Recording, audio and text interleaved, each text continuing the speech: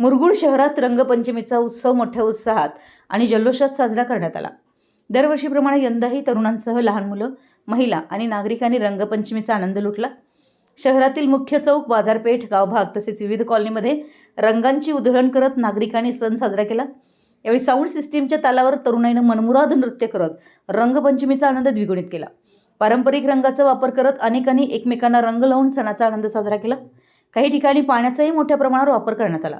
रंगपंचमीच्या निमित्तानं शहरातील बाजारपेठेत विशेष गर्दी पाहायला मिळाली। रंग, पिचकारी आणि इतर साहित्य खरेदीसाठी शहरासह आजूबाजूच्या खेडेगावांमधून नागरिकांनी मोठी गर्दी केली होती। त्यामुळे बाजारपेठ दिवसभर गजबजलेली होती।